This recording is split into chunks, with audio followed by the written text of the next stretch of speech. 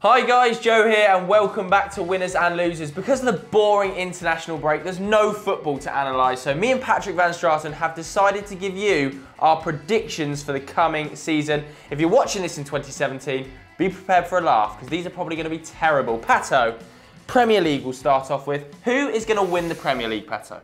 I think it's going to be Pep Guardiola's Manchester City, Joe. What do you think, mate? I agree. I think it's going to be Pep Guardiola's Manchester City. What are your reasons? I don't want to tread on your toes. Look, they've been winning already this season. We've seen that. Chelsea have won, Man United have won, but Man City have won as well. And this is despite the fact that when I've watched them, I haven't been terribly impressed. Look, they're doing certain good things already. There's great positional play going on. They obviously keep possession well.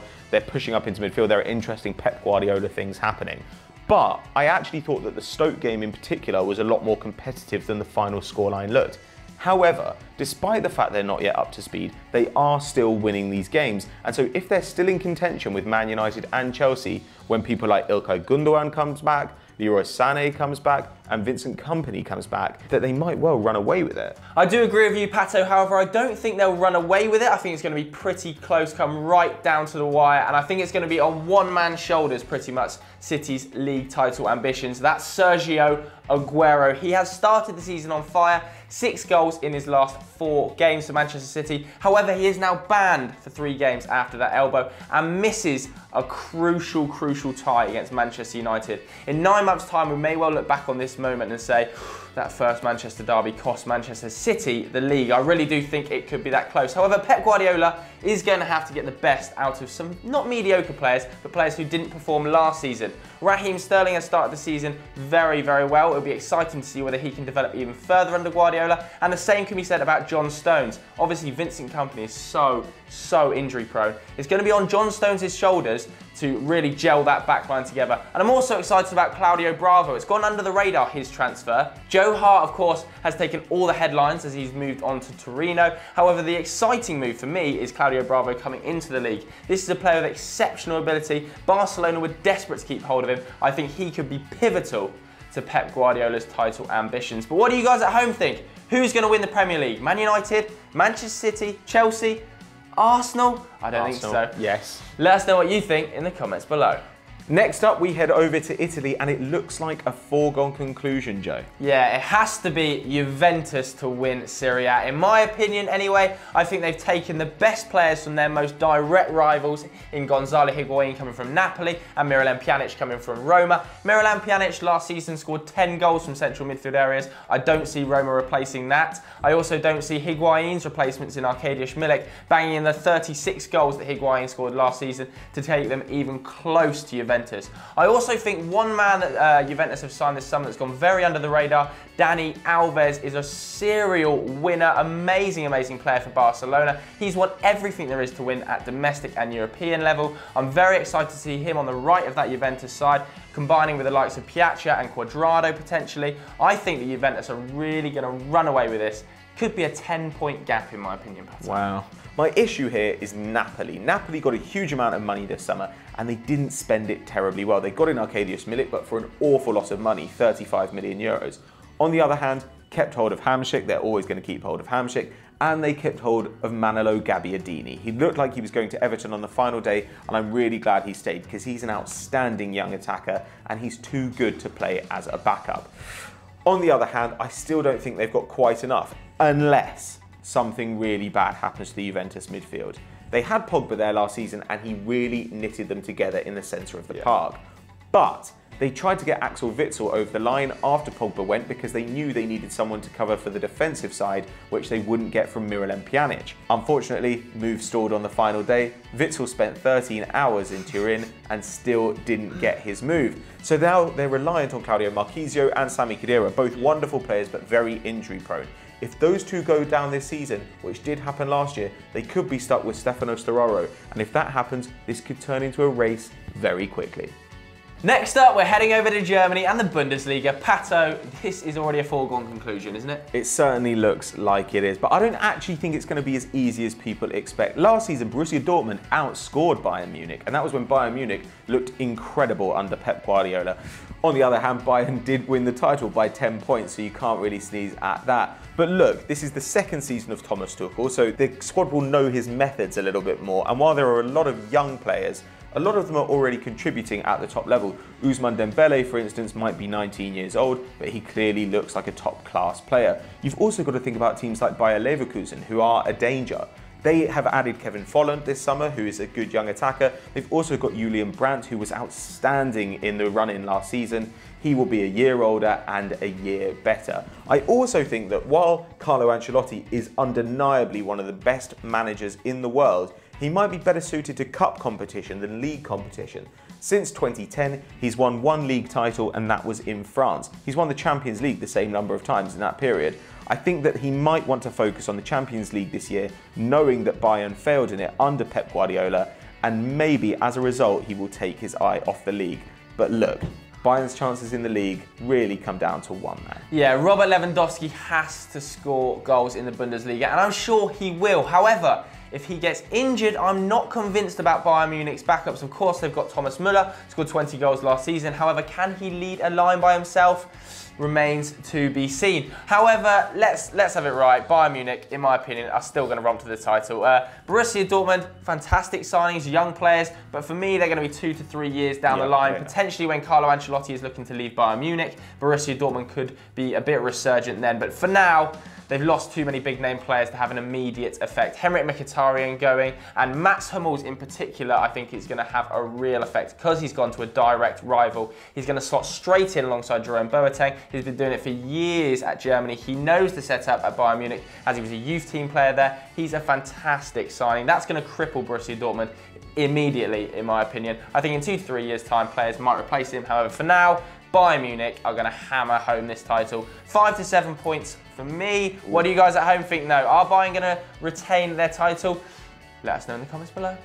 Now we head over to sunny Spain. Joe, who is going to win La Liga? It's going to be Barcelona. Yes, at home I may well have argued for Real Madrid on Football Face-Off, but that was for the sake of an argument. I do actually think it's going to be Barcelona. I don't see them being stopped. Atleti have already dropped 4 points and we're only 2 games into the season. I think Real Madrid are too reliant on Casemiro in defensive midfield, and Barcelona have the best trio up front, possibly of all time. I'm going to put my neck out there and say it is of all time. Lionel Messi is playing sort of a playmaker this season. Unbelievably exciting to see him deeper, picking balls between the lines. Luis Suarez is averaging a hat-trick every 10 games up front. If he was to carry on his current goal-scoring rate by the end of 2017, he'd have scored 107 goals. Absolutely ridiculous stuff. And of course, Neymar comes back very, very confident after winning Olympic gold. He'll be really chuffed with that, I'm sure. And if he can get anywhere between 30 and 40 goals this season, he'll have had yet another amazing season. Barcelona are going to romp this title. Real Madrid and Atleti just don't have enough, Pato. Do you agree, though?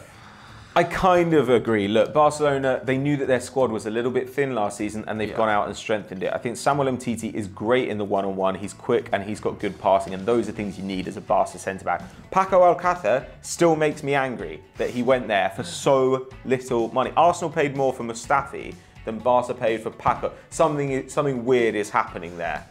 Buns. But look, he's going to be a great player for them up front. He really fills that position well. Arda Turan, we've seen, can play in that front three as well and has contributed this season. But we often have talked about Real Madrid being really reliant on Casemiro, and they are. They don't have an adequate defensive backup in midfield. But are Barcelona not equally reliant on Sergio Busquets? They've got Javier Mascherano, who is still an incredible defensive midfielder when he wants to be, and he can play there, but he doesn't have that counter-pressing, passing ability that Busquets gives them. And as we've seen in previous seasons, if you can stop Busquets playing, you can stop Barca playing. I also I'd love to make the case for Atleti. I can't do it entirely wholeheartedly, but I would like to make the case for it. They knew what they had to do. They added another fullback, they added a wide player, and they added a forward. These are good things for them to do. They needed to upgrade Fernando Torres. They needed a guy who could be a creative presence in wide positions, and they needed to add another fullback because their fullbacks are getting pretty old now. They've done all those things. If it weren't for the fact that they've dropped those points already, then I would actually go for Atleti. But Ooh. I'm afraid, guys, it's going to be Barcelona yet again. The next prediction we're going to be making is Champions League winners. Now, there is going to be a bit of disagreement here. We've agreed on all the others, Pato. However, you think Barcelona, don't you? I do think it has to be Barcelona. When they're at their best, they are the best side in the world. And actually, they're one of the best sides I've ever seen. That front three, like you said, is filthy. It's incredibly good. And look, Neymar last season, we kind of think of him as having had a bad season. But the first half of the year, I genuinely think he was as good as Messi for a period there. Luis Suarez was unbelievable last season. As we said before, they've added some depth. If that front three is firing, then I think that they're going to go to the title. I just think that they can cut through any team, no matter how well organised and how good its personnel are. That's how good that front three is. For the first time today, Pato, I am going to have to disagree. I think Barcelona might well struggle on two fronts. I think La Liga is going to be a really, really competitive league this season. So I think that Barcelona are going to have to put all their effort into that to win it. And I think that might leave them short at the Champions League because they haven't quite got that depth up front. I know they've signed Paco Alcácer, as you've talked about rightly, being a fantastic player. However, if Lionel Messi gets an injury or Neymar gets an injury, I'm not sure they've got the wide men to replace them. That could cause them a problem. Whereas Bayern Munich, I think, will romp the Bundesliga. I think they will have it sewn up by sort of February to March time effectively, and then they'll be able to put all of their eggs in one basket in the Champions League. And as we know, Carlo Ancelotti is the master of Champions League victories. I think that squad is so deep at Bayern, they could effectively play a second 11 and it would be still good enough to win the Bundesliga. That's how deep that squad is. Interesting. I really do think that midfield, the likes of Thiago, the likes of Renato Sanchez, Vidal, Xabi Alonso, I'm not even going to name them all. There's too many good central midfielders. Same could be said for wingers. And even the likes of Joshua Kimmich still can't get a game at Bayern Munich. We're talking about one of the best young defenders in the world. Cannot get a game at Bayern Munich. So I think that they're going to win the Champions League this year. Pato thinks Barcelona. What do you guys at home think? Who's going to win it? Let us know in the comments below. Our final prediction takes us to the Ballon d'Or winner for this year. Now, of course, it's announced in January, Pato. Who, in your opinion, is going to be lifting that golden ball? I think it's going to be Luis Suarez.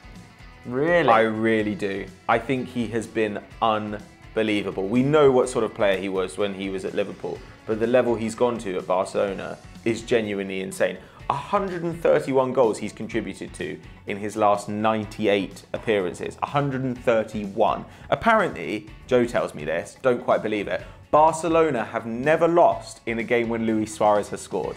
True fact. That is nuts. Last season, top scorer in La Liga and joint top assister. Nobody has ever done that, including Cristiano Ronaldo and Lionel Messi. Nobody. That's how good it's been. He is an unbelievable player. He works so hard for his side. He makes everything tick in that attack. He's so important.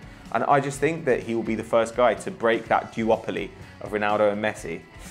It's going to happen. I have to disagree, Pato. I don't think anybody's going to break that hegemony just yet. Of course, Lionel Messi and Cristiano Ronaldo are commercially, as well as on the pitch, unbelievable assets for FIFA, and I don't see them throwing them under the bus just yet. However, if I have to pick one, I'm going to put my hat on Cristiano Ronaldo. Let the hate begin. I think Lionel Messi, what a player, of course, had an amazing season last year, but I just think Cristiano Ronaldo's triumph at the Euros at international level will be enough to see him through. He, of course, captained his side to glory, as well as the Champions League title last season under Zinedine Zidane. He scored 16 goals in the Champions League last year, 51 goals in all competitions in just 48 appearances, nearly 10 more than Lionel Messi. Personally, I think the international glory is going to be enough for CR7 to lift that golden ball at the end and pip Suarez and Lionel Messi into second and third, respectively. Let us know what you think, though, in the comments below. Is Cristiano Ronaldo going to win the Ballon d'Or, or will little Lionel be lifting it yet again?